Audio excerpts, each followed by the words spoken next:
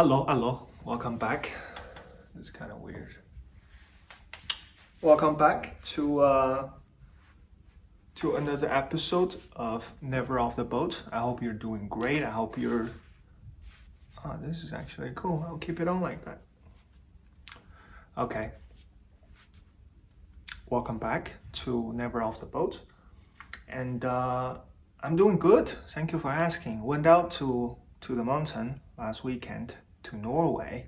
Drove all the way up there to the north, very north of the continent. With a friend of mine, Carl. We were trying to climb this peak in the region called Mandfjeld, and wasn't tall, wasn't the tallest. Definitely wasn't Mount Everest. It was sitting at 1,500 something above sea level, and the prominence was a little bit shorter than that. But long story short, didn't summit it. We got up to a rocky area, a rocky layer, a rocky region that was about, I say, 1,000 meters up there. Estimate, I have no idea. Or a little bit more than that even. But it was so rocky and it was covered with snow, like thick snow. I was expecting snow, but I wasn't expecting snow in that in that gravity, in that significance. It was so much snow. I mean, sometimes between the rocks specifically, my feet would go in and then you would just keep going in. Goes all the way up to the waist at one point. And that wasn't the worst part. The worst part was because of the snow, it covers up where the rocks are and where the crevices are. So it was hard to tell like which foot or which step I could take and which step I couldn't. Very challenging. And it was loose rocks all over the place. Sometimes it would move. And that was scary. It was high up. It was pretty cold. -15, -10 in that region. Even though there was a sunny day, but it feels, just like at that point, it just felt way too sketchy. The starting point of the trip, of the climb was reasonable. It was a bit bushy. There are parts that a little bit too vertical. I didn't have the perfect boots for that job either. Well, like I said again, wasn't prepared for this. Very spontaneous trip to go up there. And yeah, didn't summit. Besides the didn't summit part, everything else was great. I love the trip. I love the fresh air. I love the fact that we're trying to figure out how to stay alive and how to put the foot at the right place and not just into the crevices of the rocks and boulders and get ourselves stuck. I don't know. I found something interesting like in climbing, right? Previously, I didn't do any climbing in my life. Most of the trip I've been on in nature are just hiking, primarily hiking. I like hiking in nature. But like climbing is a bit different. It does require you to exert a little bit more strength, a little bit more physical labor. But hear me out. This is what I find most interesting about climbing that I didn't get out of hiking. That is, when I was trying to get up there, there's this section that is just real sketchy. I'm talking about very vertical, but it wasn't long. It was about 2 meter high. This wall is just a little bit, I'll say somewhere like this, right? Very vertical, about 60 degrees, 70 degrees, covered in snow. And the thickness of the snow is about a palm size or a little bit more, right? Carl already went up and he was resting on a boulder above my head, like waiting for me. And I'm just struggling here because there's nothing to hold on to. There's this one long dead branch that is lying on the ground, which Carl took as some leverage to pull himself up.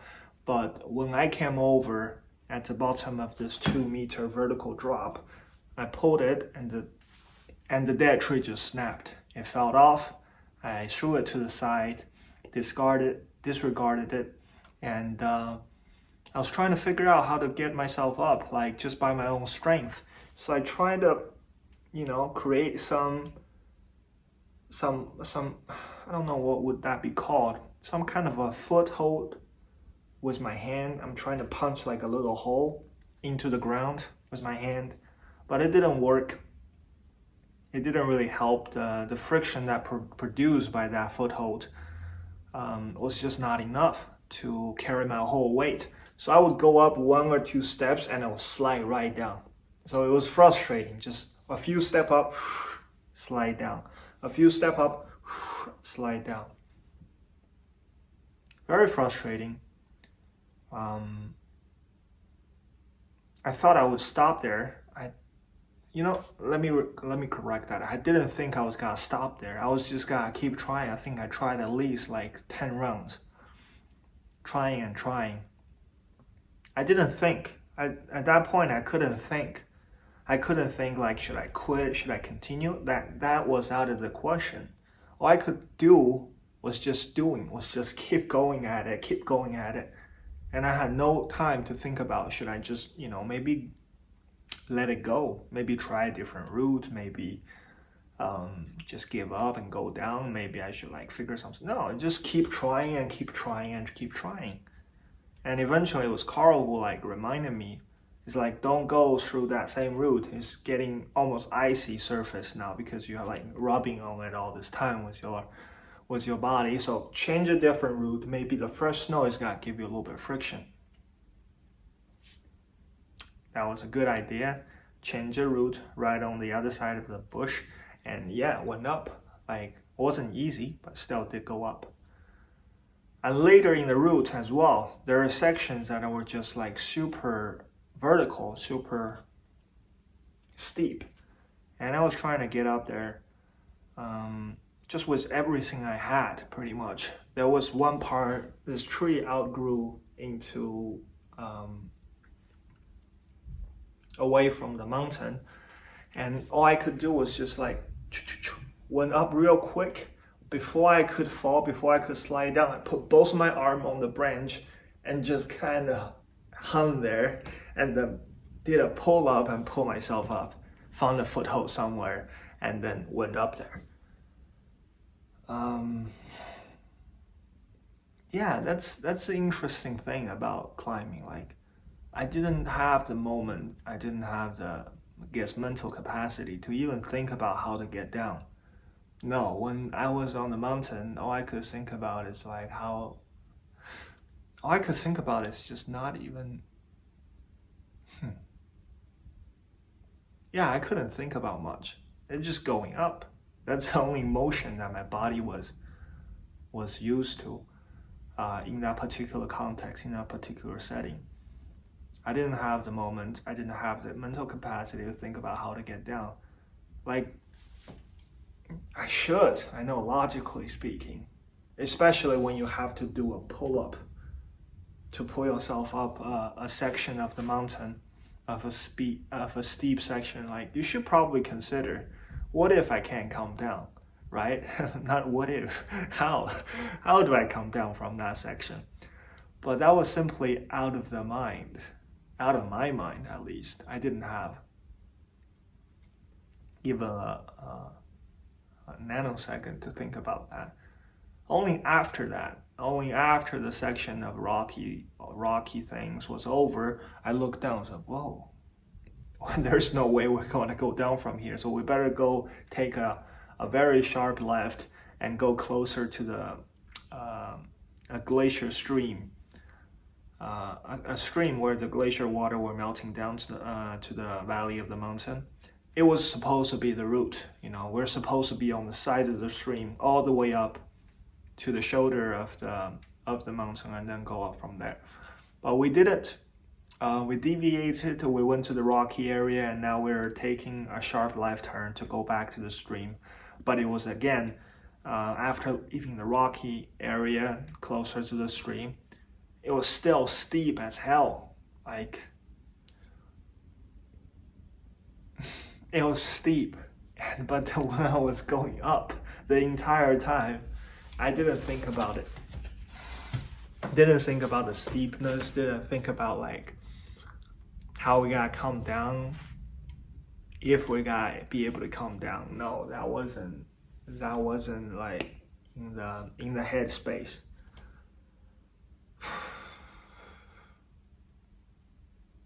Yeah, it was crazy. It was crazy to say the least. I like it a lot. It was almost like meditation, I would say.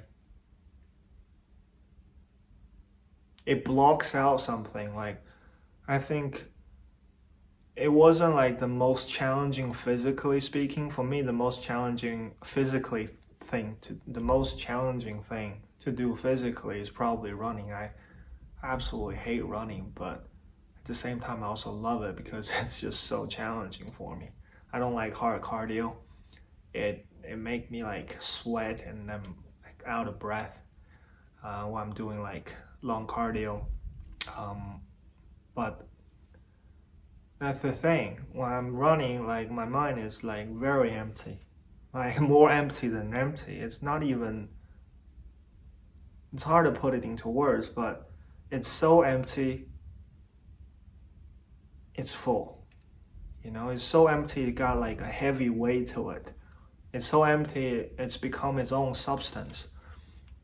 I was just watching this video the other day about this quietest room in the world. So they got a lot of like sound absorbing material in this room. And when you go inside, close the door, the decibel level in that room is almost like zero. And they claim to be minus. I don't know how that works, but it's super quiet in there. You can hear your blood flowing, your ears, your joints, and all those bodily things going on. But on side of that silence is heavy. You know what I mean? It's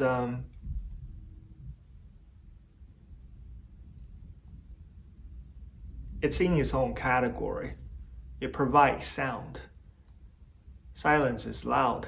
Just like when you try to empty your mind and you finally did it and it's so empty, that space, that pure empty space in the head is like heavy. It's actually very interesting to observe that, and it bears a lot of emotional weight. Yes. And now, on side of running, I think climbing is another one of those activity that I can clear my mind and just not think about anything, and it's not freeing. It can be a lot of things, but it's not a freeing feeling. It's a feeling of tension. It's a feeling of something is pulling me from all directions, almost like you're a piece of fabric and there's a bunch of things that is pulling you from all direction and you just become so flat. And if you knock on it with a chopstick, you will hear boom, boom, boom, boom, this kind of sound. That's what the mind feels like. I'm trying my best to describe it, but I think I'm doing a horrible job. But that's a feeling I got when I was climbing the mountain. Like, I feel like a piece of fabric getting stretched out and in high tension, but it wasn't gonna break me. I know that. It was just a satisfying tension of extension, this tension of being, I guess. And yeah, I really like climbing. I think I'm gonna try to do more, but realistically speaking, I do want to summit. I know it's an arbitrary goal to get to the top of something. Like, what is the top, right? But arbitrary thing do have its value in my mind, especially as myself, as competitive as I am. I want to have significance more than just being stretched out like a piece of fabric to my trip. So I will try to summit next time. I'm thinking about maybe warmer place. If I can still squeeze in 1 or 2 climbing this season, and if I can, I'll try to do like some, I don't know, maybe winter climb in the Alps, maybe. I don't know. There's some nice mountain in Slovenia. I saw there's some nice mountain in Georgia, nice mountain in Russia, obviously. Can't go there, but just putting it out there to the universe, maybe one day I could. But yeah, I'm really into it. On the mountain, I promise, like once I get down, I'm never getting up to the mountain, especially in between the rocks. I promise myself. Like at that point, for some reason, I felt like I was gonna die. Exaggeration of the mind, but still, it was very valid and very real at that point. But the moment I got down to the area that is a little bit flatter, a little bit more smooth, the place where I can slide down the snow and have fun, I'm already like thinking about what's the next month in the climb. So yeah, really like it. Really think it's fun. Lesson to learn, maybe next time I'll bring better boots with more traction if I'm gonna be on the snow. Secondly, also need to check out the route very carefully. You can't just go and expect to conquer a mountain without some planning. You know, like too much planning maybe it's not necessary at this level, at this amateur level, especially if the mountain is like for amateur is not too challenging, don't require a lot of like specific mountaineering technique. Still, a little bit planning would help. Just get an idea of how much time it would take, how physically challenging it would be, what would be the potential danger and this and that. Just to avoid injuries and potentially death, you know. Not dying on the mountain would be a great thing.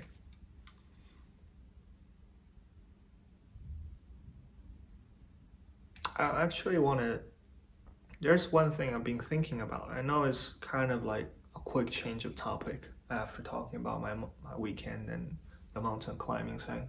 There's been things that, you know, I've been thinking the past a couple of days. Heard this report, I don't remember when, but about how people are trying to relocate, at least the people in Amsterdam, the government, mayor, trying to relocate the red light district in the middle of the city to like a designated area, a bit off the city center, and relocate all those like red district business, all those prostitution business, all those prostitute sex workers to this one designated building, a high riser where they can do all their work. And the people who want, the person who want to buy prostitutes can go there and pay for the service and do everything they do there. But the city, they want to clean up the middle part of it, and the incentive is to, what's the incentive? The incentives is to attract better quality tourists to the city center. They also try to limit the sales of marijuana product, cannabis product to only the locals, to only Dutch citizen, but not to tourists. Just cutting another attraction to some tourists who go to the Netherlands and expecting that they would just go somewhere else or not coming to Amsterdam Center at all. Creating a better, in their opinion, better and higher quality tourist population. That's the incentive. And there's this guy, I remember there was this interview piece about interviewing this older gentleman called Olaf. And Olaf have been living in the Netherlands for quite some time, a long time. And he said when he first moved to Amsterdam, like there were already red district, there were already prostitution going on, but everybody was on the same side. He said there wasn't an interest, a conflict of interest. Everybody was on the same side. There's a strong sense of community, but with more tourists rushing in these days, everybody's on different side. The local residents who are not involved in the prostitution business are simply not really acceptable, simply not receptive, I guess, towards the growing number of prostitution pre-COVID, prostitution tourists, especially right before COVID happened. And but you know, meanwhile, the prostitution business owner or the sex workers, they're happy to see a growing number of customers and revenues pouring in. So he said there's this like increasing big, I guess, conflict. People going separate ways. The sense of community is gone, and everybody are on different sides now. And he held a similar opinion like the mayor. So he said that if, that is a if, they don't know, if the prostitution business get moved, relocated to a different location, there might be a different kind of demographic of tourists coming into the center of Amsterdam. And once the cannabis business only catering to the locals now, there might be one less reason why the tourist international one would come to the center of Amsterdam. Therefore, decreasing the previous demographic, the previous type of tourist who would come to the center of Amsterdam. And they welcome that. They want to see that, right? It get me thinking that, oh, what's my stance on it? I try to put myself in their shoes. I try to put myself in Olaf's shoes, you know, thinking if I were him, what would I like to see? Would I like to see people pissing on the street, yelling after midnight, and, you know, getting drunk on a daily basis? You see people passing down your alley and could barely walk and maybe pooping themselves. Would I want to see that? In no way I'm suggesting this is a majority of tourists who go there at the moment, but I'm just saying like there were evidence, at least like through the recollection of this gentleman, there are increasing cases of misbehavior and disturbing behavior, at least from the tourists in Amsterdam.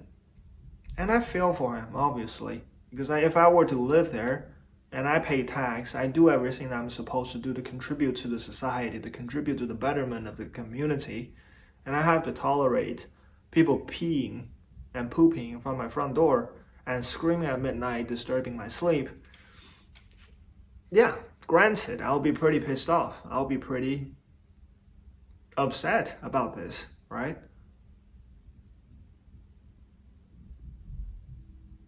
But does it necessarily, like, I don't know, does it necessarily mean that it's justified to get rid of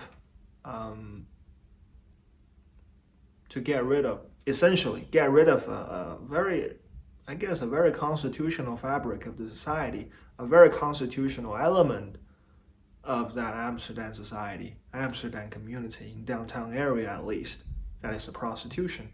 That is the sex workers.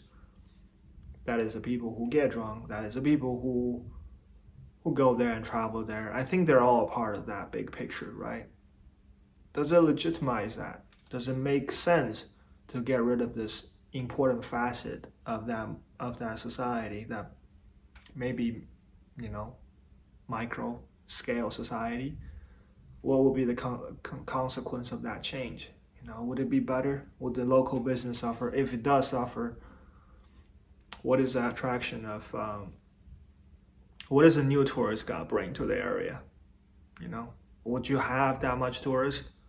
Would the business owner, the legitimate business owner that is not involved in prostitution, that is not involved in cannabis business, survive? That's a question. You don't know. I don't think anybody know, but if you want to try, if there is a consensus that, well, there's a majority vote saying that we should try it, maybe you should try it. But I don't know. I have no answer. Like, I don't know why, you know, one thing that confused me is like when he said, Olaf, this older gentleman said, people are not on different side. Like, people were never on the same side, in my opinion. It was just like the conflict was so minuscule because there wasn't that much tourists. There was less to conflict over. I think the conflict was always there. It's a conflict of value, you know. The reason why you are not doing sex work and they're doing it, it's a fundamental value difference. And you tolerating that is your value and them doing it is their value. Everything is founded on their own distinct value, and I assure you, when you say that we're all on the same side, it already suggests there is tolerance, there is negotiation, there is compromise. That already indicate that, because if you're truly on the same team, if you truly don't see the difference, where is the side to begin with? There's never, you wouldn't even like separate them. You wouldn't even say, oh, they're the reason why, things are changing. Because if it's one of you, the discussion wouldn't exist. It's precisely because you think they're different. It's because you think they're an alienated party from you. Exactly because you think even when we were on the same side, we're living in a different world. Only on that condition, you could perceive that the problem nowadays is because of the problem of just the sex workers. It's a problem just the prostitution, or the problem of the cannabis.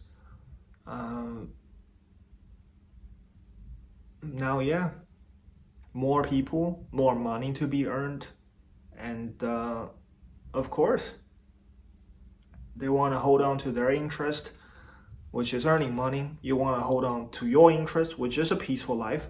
And again, this is a value that people appreciate. This is a value that need to be reconciled before you can have a further discussion. If you look at Venice, which is a very different city from Amsterdam, I assume. I've never been to Amsterdam. I've been transiting there, but I never went to the city center. It doesn't interest me. I don't find Red District particularly interesting. I didn't find cannabis particularly interesting. So I never went there, never find it attractive of a destination anyway. But I did go to Venice. And let me tell you, I think you already know, Venice is like an empty city. It's catering to the tourists only, especially the island of Venice. It's empty. If there is property there, local don't live there. Very few of them. They got all priced out, or people who actually own the property converted them to Airbnb or hotel business or catering business, whatever it might be. They're all for tourists now. It's such a popular place, and it's so inaccessible to the locals. The locals are nowhere to be found in the center of the town. But the discussion about that is long gone. I mean, you still once in a while hear people complaining about tourists and stuff, but it's generally not heard. No, people just accepted the fact, but accepting that fact doesn't mean people conceded. Doesn't mean the previous local property owner or the previous resident of the city conceded to this change. Nobody would concede. I don't think there would. There was a negotiation. There was compromise being made. And the thing is, the value simulation was achieved. People could stand on a rather homogeneous kind of a value arrangement now in Venice. The property owner, the restaurant owner, the tourist, the people who are catering, working in the catering industry, all the parties that are involved, all the people that do live in the city, that do occupy that space, have somehow agreed on the fact, okay, because we can earn so much money, because that's the only thing we can do in the city to survive. Nothing else nowadays. We're not importing port anymore. We can't just we can't depend on those tiny canals to serve as trade route, to be an important, economically speaking, like we did in the Middle Age. We can't. We lost that. So what do we do to survive? And the consensus is that we attract tourists. Everybody would somehow get something out of it, and the value that most people exert from it, besides a few people, obviously, who are very, very much holding on to their own value, which is, not money. Besides them, everybody kind of look up to the same way. That is money, money, money, right? And that makes things easier. That makes things a lot easier if you do have that, value consensus. But it's not the case in the center of Amsterdam. Not everybody is benefiting from this new change. Not everybody is benefiting from the fact that there's more and more sex tourists in the city. I wonder if Olaf would be okay if every dollar a sex worker earns, 20 cents of that goes to the local community. If there's a higher taxation for the prostitution business, higher taxation for the cannabis business, and the money will be directly used to the betterment of his life in the region, would he be okay with it? Or maybe just give him a deposit because he lives in this area for the disturbance that tourists cause him. Who knows?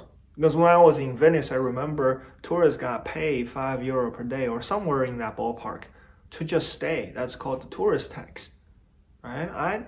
I would never go back to a place that charge tourist tax. I would never go back to Venice. I don't find this attractive. I know it's not a significant amount, but it shows an attitude, you know? It shows an attitude. You're not really, I don't feel welcome there. I don't feel like I should pay for something. I'm already here. You can do it differently. I'm saying you can inflate the price of the product I buy if you need to do it. Charge higher for the food, charge higher for transportation, charge higher for everything else. But do not just directly ask me saying, yeah, you gotta pay €5 for just being here. No, I don't fuck with that. No. I want to feel welcome, and a big part of welcome is that not charging for the guest, right? You can't just so I knock on the door, I say, can I come in and take a look? You open the door, it's like, charge you. Nah. If I come inside, I have fun, I'm gonna buy your product, I'm gonna do a lot of things here, I'm gonna help out as much as I could, and I wouldn't be stingy with the money. But if you open the door and you're already asking me for money, picking my pocket, saying just a little bit of something because we keep this place so nice. Nah. I wouldn't. All those popular places in the world, all these places that are proud to be so touristy and they're proud to be so attractive to tourists, I don't really want to go there, to be honest. Nah. I want to go to places where it's not really tourists. And if maybe more people all would think like this, I don't think Olaf would have a problem. But most people don't, they want to go to Amsterdam. I don't. No. But yeah, I don't know. Just got me thinking,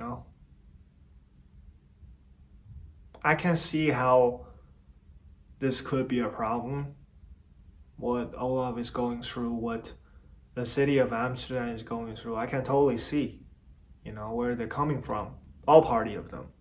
The prostitutes, the sex workers, the local residents, the government, the tourists. I see everybody, and I don't know how to pick a side. It really depends on where I stand. I see myself mostly close to Olaf's situation, I guess, because I do like a peaceful neighborhood. I live in outskirts of Tallinn. I do like my neighborhood. I'm trying to imagine what if it transformed into some sort of hustle bustle kind of a red district. I'll move out. I wouldn't be there. And I wouldn't wait for the change. That's just me, Change comes too slow. If I want to do something, I better be doing it on my own. Waiting for a collective change, it's just not me. Community, I guess that's the word that I still like. I said it many times. I still don't really understand the word of community all that much. What does it really mean? What is community? In this particular case study, does it mean the sex worker and the local business owner, the cannabis owners, the cannabis shop owners, the coffee shop, I guess, the coffee shop owners, the prostitution ring, all the windows over there, the local residents like Olaf, and the city council, the mayor, are they all a part of this community? Yeah, in the most politically correct way, I guess they're all a part of a community, a grand scheme, a grand scale community of the city, right? But what does it mean? What makes them a community? The fact that they live in the same city, does it make it a community? Does it make I'm forcibly in need? I'm somehow, compulsory to share value with people I live in the same region with? Or does it mean even if we don't share anything in value, we still need to call ourselves a community? I don't know.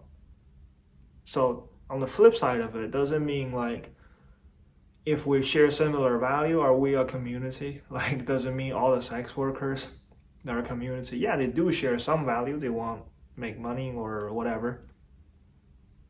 Does it make them a community? No, I don't think so. I really don't think so. So that got me to really, that really got me confused. Like, what exactly is a community? Like, support, you know? If we can support each other, maybe we're a community. Maybe we can set aside differences and we're a community. Maybe we can make compromise, we're a community. And maybe we can increase value to each other's life. We can add substance, we can add significance and add happiness to other people's life. Maybe we're a community. I don't know. I really don't.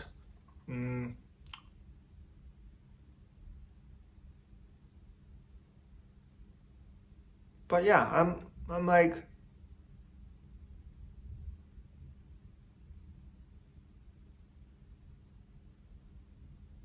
I'm not sure how I feel about this whole community thing. Like, it's supposed to, in my head, it's a place of support. It's a place of collectivity. It's a place of mutual understanding. But at the same time, like, but at the same time, I don't know what it is, I guess.